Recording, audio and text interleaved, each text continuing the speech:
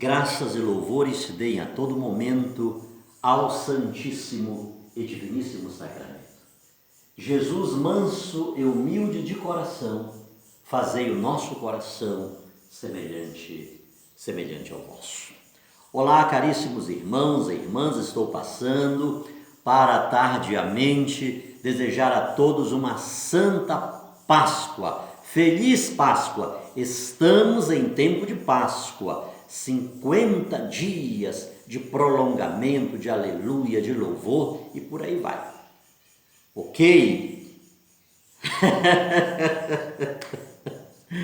Isso é gostoso. Obrigado a você que tem me ajudado, que tem me apoiado, você que se inscreveu no nosso canal, você que bate o sino, você que deixa um like, você que manda uma mensagem. Muito obrigado pela sua interação.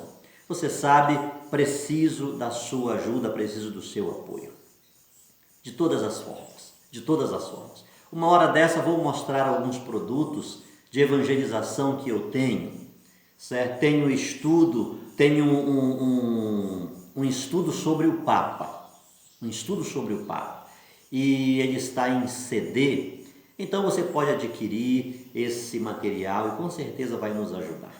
Para a gente é tudo simples, o nosso trabalho ele se dá dentro de uma simplicidade muito grande. Não temos os recursos, os mecanismos necessários para fazer algo, mas a gente está fazendo com aquilo que podemos. Eu não vou esperar para fazer, quando tiver tudo, a gente faz do jeito que pode. O importante é levar a mensagem da palavra de Deus para muitas pessoas, e muitas pessoas têm acolhido a palavra de Deus. Então louvo ao nosso Senhor, porque Ele tem me concedido chegar a muitas pessoas com uma mensagem da palavra de Deus. Queridos irmãos, queridas irmãs, eu quero começar, vamos ficar um pouquinho naquele tema Igreja Mestra Infalível da Verdade. Igreja Mestra Infalível da Verdade, apesar e não obstante das incoerências dos filhos da igreja. Somos nós, os filhos da igreja, quem tornamos o rosto da nossa mãe igreja pálido, turvo, mas também quando buscamos viver a santidade que a igreja oferece-nos. Aqui está um modelo de santidade. Antes que a igreja fosse constituída por muitas pessoas, ela sozinha foi igreja. E sozinha ela é o protótipo da igreja santa, da igreja pura, da igreja divina, da igreja não corrompida, da igreja que é fiel em todas as circunstâncias. Vejam, na Sexta-feira Santa, na hora da cruz, ela estava junto à cruz do seu filho. Ela estava junto. Os mistérios dolorosos falam da vida de Jesus, a agonia de Jesus no Horto das Oliveiras, flagelação de Jesus, coroação de espinhos, subida dolorosa, morte dolorosa. Os mistérios dolorosos falam disso, da vida de Jesus. Mas vejam que Maria Santíssima esteve unida ao seu Filho desde o início, desde a encarnação até a hora da cruz. Então, Maria Santíssima, ela vive os mistérios dolorosos da nossa vida conosco, ao lado, junto dos seus filhos, de nós, os degredados filhos de Eva, como ela esteve ao lado do seu maior filho. Na hora mais difícil, ela estava ali. Os mistérios gloriosos, primeiro mistério glorioso, a ressurreição de nosso Senhor Jesus Cristo. Então, Maria Santíssima é para nós espelho, exemplo, protótipo de igreja santa, igreja imaculada, igreja pura. Eis que é o membro mais iminente da nossa igreja, é Maria Santíssima. É o modelo de pureza, é o modelo de santidade. Ah, missionário, nosso modelo é Jesus. Sim, queridos irmãos, Só que Jesus, embora ele tivesse aparecido aqui nesta terra 2000 anos atrás com o corpo humano, ele era e é Deus. A Igreja Católica nunca disse que Maria é deusa, que Maria é uma quarta pessoa da Santíssima Trindade. Ela é serva, ela é alguém que também, junto com a estirpe de Adão, recebe a salvação de Deus trazida por Jesus Cristo. Ela diz, meu espírito exulta em Deus, meu Salvador. Como é? Fugiu, tá vendo como é o negócio? Eu falo para vocês, daqui a pouco eu lembro, né? A minha alma glorifica o Senhor e meu espírito exulta de alegria em Deus, meu Salvador. Maria Santíssima, ela recebe a salvação que vem de Cristo. Foi redimida por primeiro, em função dos méritos de Cristo. Então temos esta igreja santa, esta igreja imaculada, que está sempre conosco. E quando a gente não sabe rezar, quando a gente não sabe orar, quando a gente não sabe fazer a vontade de Deus, a gente fala com ela e diz assim: mãezinha do céu, eu não sei rezar, só sei dizer que quero te amar. Azul é teu manto, branco é teu véu, mãezinha, eu quero te ver lá no céu. Mãezinha, eu quero te ver lá no céu. Pensa num cantor, por isso que eu vendi muito CD, porque um modelo de cantor sou eu. Tá bom? Muito bem, queridos irmãos, ela reza conosco, ela adora conosco. Quando a gente não sabe, ela está junto de nós. Mas vamos aqui ao nosso tema, a Igreja Mestre Infalível da Verdade. Transformar a Igreja de Jesus Cristo, Mestre Infalível da Verdade, em propagadora do erro, ainda que em um só ponto de seu ensinamento, de sua doutrina, seria uma tragédia, seria um caos. Seria jogar por terra as palavras de Jesus quando disse: nem as portas do inferno prevalecerão contra a minha igreja. Então, amados irmãos, amadas irmãs, este tema, ele é bastante concorrido, ele tem as suas antíteses, não é mesmo? Até o ano 310, observe isto, até o ano 310, a igreja era só santidade? Observe isso. Até o ano 300, os primeiros 300 anos da igreja, a igreja era só santidade? Como fica a história contada pelo próprio Novo Testamento? Não é muito. O Novo Testamento não fala muito, não tem muitos fatores históricos. Mas o Novo Testamento é suficiente para dizer-nos que não era só santidade. Sobretudo quem defende a sola Escritura, somente a Bíblia. Eu não vou dizer que é Bíblia, mas um pedaço dela, do Novo Testamento, fala das mazelas, das incoerências que haviam no meio do povo de Deus.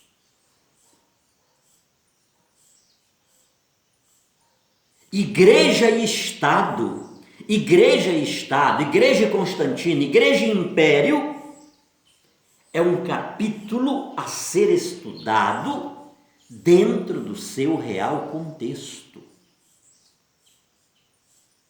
Igreja e o imperador Constantino, Igreja e Estado, Igreja e Império, é um capítulo, irmãos, que deve ser estudado, é digno de atenção, é história, porém precisa ser estudado dentro do seu real contexto.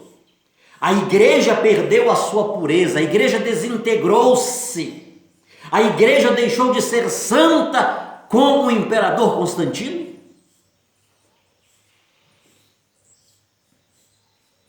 Repito-lhe, fazer uma afirmação desta é negar parte do Novo Testamento. Amados, mesmo quando Jesus era o líder direto, imediato do colégio apostólico, o aspecto pecador era verificado. E os apóstolos já eram igreja. Os apóstolos já eram o corpo místico de Cristo e Jesus já era a cabeça dessa igreja.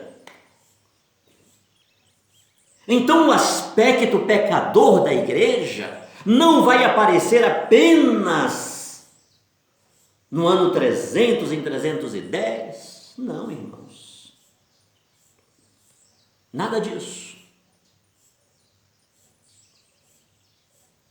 Outra coisa, afirmar que o papado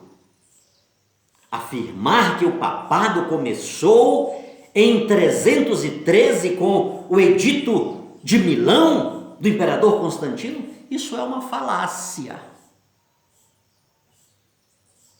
É uma inverdade. É deturpar a história. É não ser fiel à história. Eu volto a falar deste lado pecador da igreja, porque tem outras coisas que quero falar ao lado disso. Eu volto a falar deste ponto, porque é de suma importância. Mas quero abrir um parênteses aqui nesse instante. Queridos, até o imperador Constantino,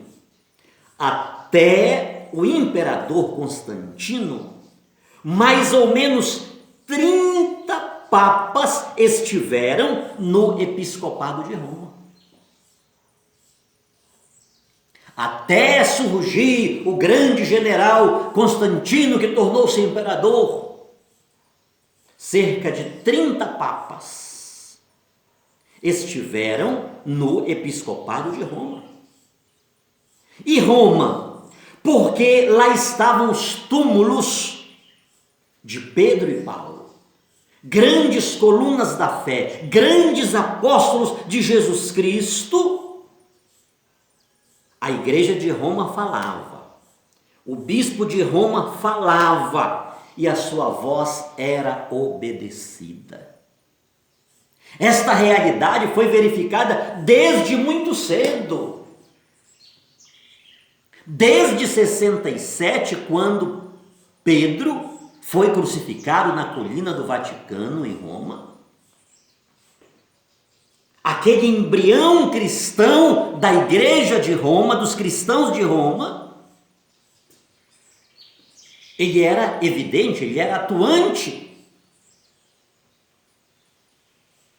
Então, afirmar que o papado começou com o imperador Constantino em 313, com o seu Edito de Milão, meu Deus! Isto não pode ser verdade, porque até o imperador Constantino nós temos cerca de 30 papas. Menos um pouco, uns 28, 27, por aí assim. Ok, irmãos? Então precisamos olhar para a história com fidelidade. Até 67, até o ano 67, Pedro governou a igreja. A palavra de Pedro era lei.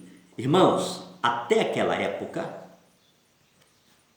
o Antigo Testamento existia, mas os 27 livros do Novo Testamento não existiam. A primeira transmissão da palavra de Deus, é a palavra dos apóstolos. A palavra de Pedro era lei. As pessoas queriam saber onde estava Pedro, o que é que ele falava, o que ele dizia.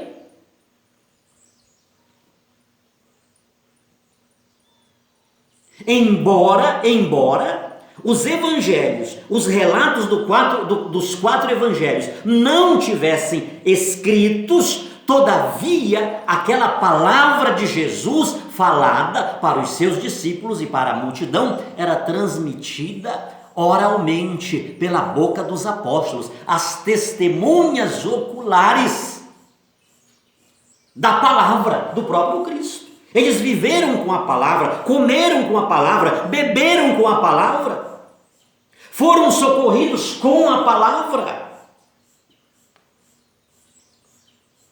Aquilo foi escrito. Aquela palavra foi, algumas coisas foram colocadas, foram codificadas.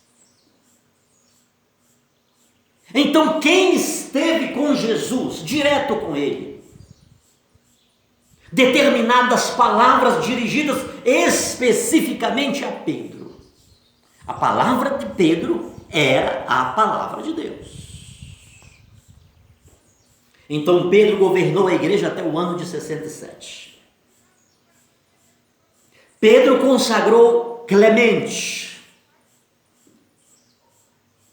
Mas Clemente só assumiu o episcopado de Roma em 90. Isso aqui é interessante, irmãos. Pedro consagrou Clemente, provavelmente no ano 67, antes da sua morte, é óbvio. Ah, missionário, isso não é bíblico, mas é patrístico.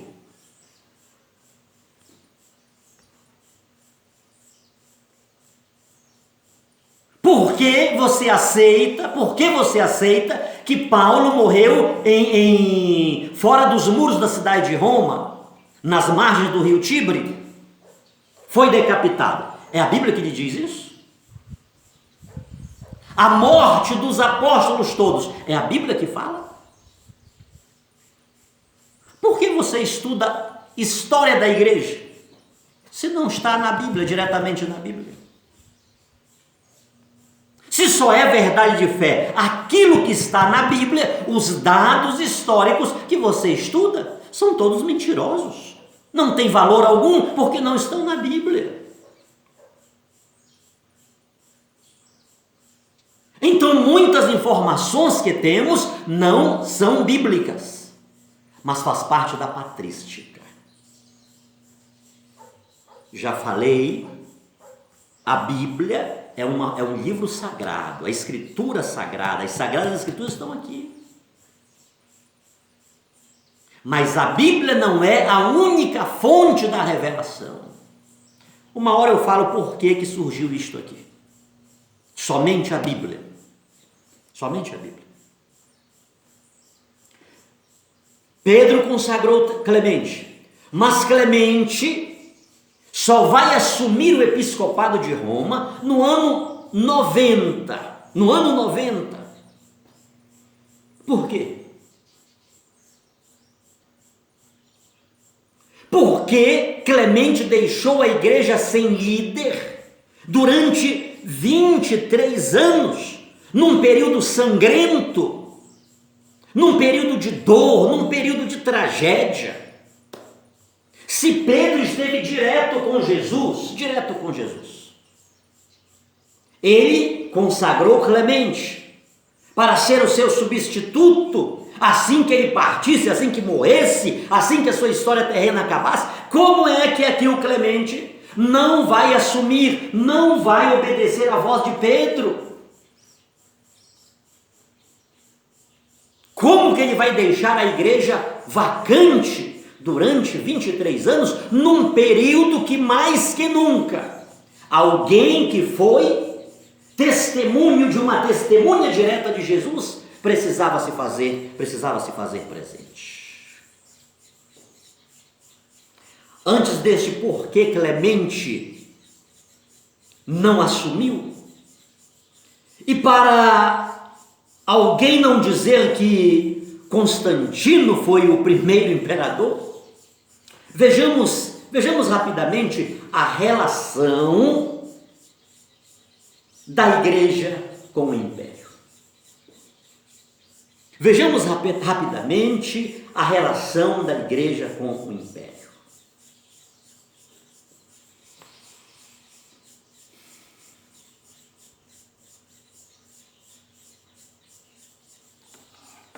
Perdão, queridos. Perdão, mas tem horas que atravessa algumas coisas. Tá bom?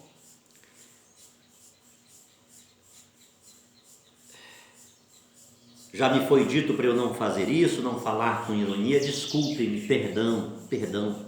Eu sou um grande pecador. Quem crucificou Pedro de cabeça para baixo na colina do Vaticano? Foi a Igreja Católica?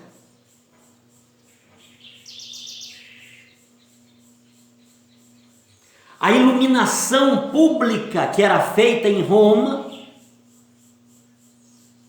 com o corpo de cristãos, a iluminação pública que era feita nas ruas de Roma, em cima de postes, com o corpo de cristãos ardendo em chamas. Era a Igreja Católica que fazia isso? Eram os cristãos que pegavam os cristãos e colocavam aceso lá para iluminar as ruas de Roma? Não só cristãos, mas sobretudo cristãos. A Igreja Católica só recebeu o título de católica em 313, com o imperador Constantino. Foi o imperador Constantino que deu à Igreja Católica o nome de Igreja Católica.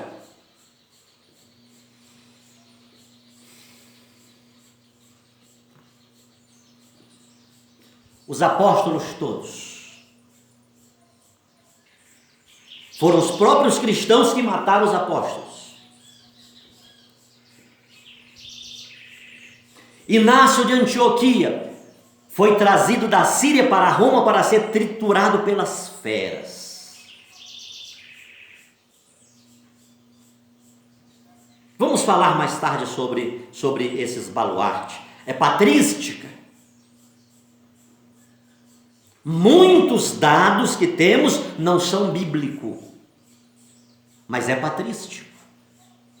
Inácio de Antioquia foi trazido da Síria para ser devorado pelas feras. Foram os cristãos, foi a Igreja Católica que fez isso com ele. No ano 155, Policarpo, bispo da igreja de Esmirna,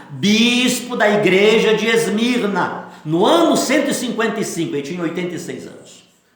Foi a Igreja Católica que o matou. Ele seria devorado pelas feras, mas como o espetáculo das feras já havia terminado, o povo apressou-se em buscar galhos, em buscar combustível para fazer uma grande fogueira. Ele foi queimado vivo. E como o fogo fez tipo uma lua ao redor dele, uma meia lua, e não tocava no corpo do santo, 155, Esmirna. O carrasco foi e deu uma punhalada no seu peito. A história conta que o sangue que jorrou de Policarpo foi tal que apagou aquela fogueira. E Policarpo, salvo engano, foi o 12º mártir. 11 antes dele ali tinham sido mortos, trucidados, acabados. Com a morte de Policarpo, quando viram o que havia acontecido, porque ele era considerado um homem, um santo vivo, a perseguição deu uma amenizada, deu uma cessada. Foi a Igreja Católica, foram os cristãos que mataram Policarpo na fogueira. No ano de 203, Cartago, norte da África, Santa Perpétua e Felicidade. Perpétua tinha apenas 22 anos, Felicidade era sua escrava. Queridos, foi a igreja que matou Perpétua e Felicidade? Para você ter uma ideia do que elas sofreram, que, com exceção dos apóstolos, o martírio de perpétua infelicidade era um dos maiores testemunhos no meio cristão. Tal foi a crueldade que elas sofreram. Foi a Igreja Católica que fez isso. Foi a Igreja Católica que matou esses cristãos.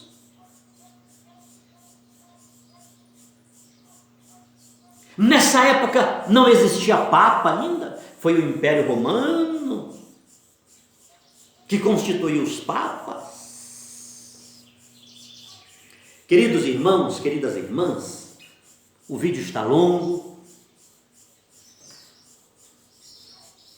O ódio que eu tinha contra a Igreja Católica, o ódio que eu tinha contra a Igreja Católica não era meu.